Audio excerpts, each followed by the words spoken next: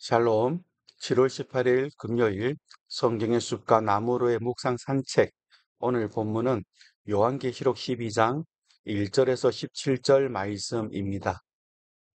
오늘의 묵상 포인트는 영적 전쟁에서 승리하기 위해 필요한 것은 무엇인가?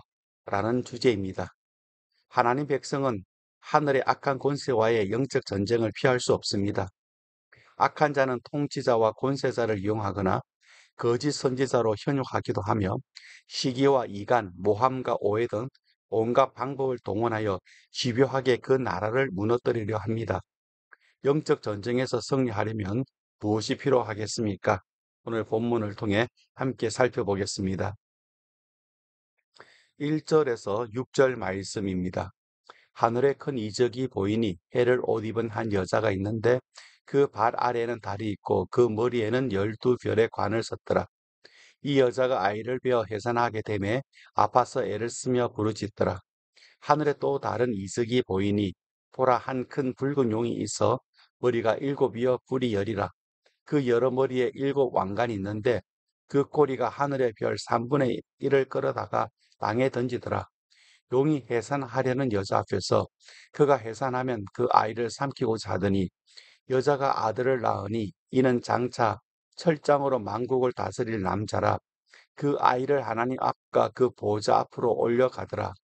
그 여자가 강야로 도망하며 거기서 1260일 동안 그를 양육하기 위하여 하나님께서 예비하신 곳이 있더라. 1절에 교회는 해를 옷 입은 여자로 묘사됩니다. 발 아래는 달이 있고 12별의 관을 썼습니다. 하나님이 보시기에 교회는 사랑스럽고 아름답습니다. 그리고 영광스럽습니다. 여자는 아이를 해산하기 위해 상고의 고통을 겪습니다.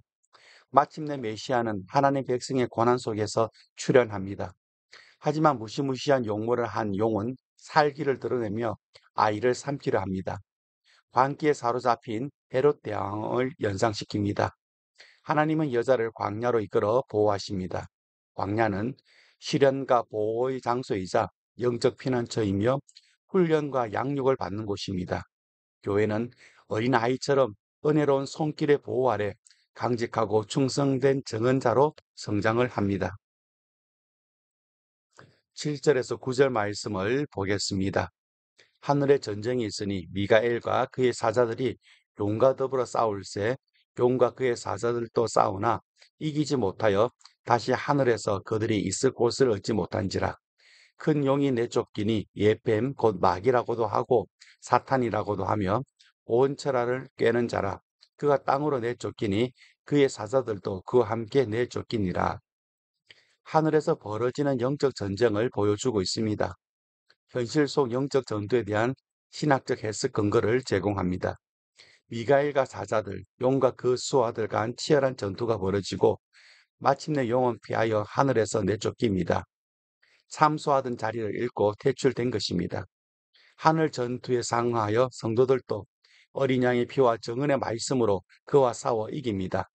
전신갑주를 입고 죽기까지 생명을 아끼지 않던 그리스도의 군사들입니다.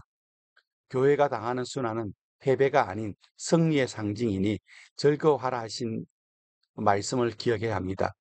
하지만 성도를 핍박하던 이들은 분노하여 땅으로 내려간 사탄으로 인해 처참한 상황에 직면하게 될 것입니다.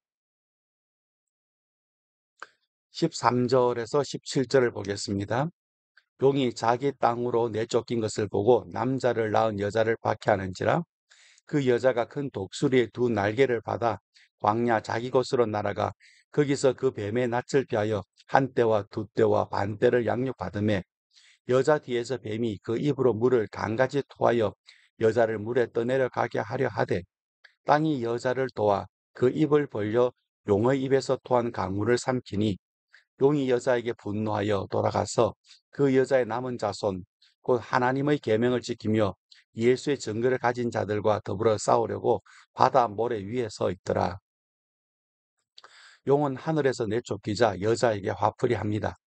지위를 상실한 것에 대한 분풀이입니다. 성도들은 용의 핍박을 받지만 이내 보내신 큰 독수리 두 날개를 받아 광야 피난처로 날아가 거기서 양육을 받습니다. 하지만 사탄의 집요한 박해는 계속되어 홍수로 여자를 썰어버리려 합니다. 속임수와 강교한 거짓 가르침으로 교회를 파괴하려는 시도를 계속합니다. 하지만 땅이 물을 삼켜 사탄의 분노에 찬 시도를 좌절시킵니다. 결국 용은 여자의 남은 자손, 곧 하나님의 계명을 지키며 예수의 증거를 가진 성도들을 공격하기 위해 바다 모래 위에 씁니다. 성도들도 믿음의 방패와 성령의 검을 들고 맞서 싸우기 위해 결연히 맞습니다. 오늘 내용을 정리합니다. 성도의 싸움은 어둠의 세상 주관자들과 악의 영을 상대합니다. 악한 날에 능히 맞서려면 전신갑주가 필요합니다. 복음의 진리로 무장하고 기도와 간구로 도움을 구해야 합니다. 복음에 합당한 생활을 갖춰야 합니다. 담대함과 능력은 부끄러움 없는 삶에서 나옵니다. 오늘 하루도 말씀과 기도로 승리하는 성도님들 되시기를 축복합니다.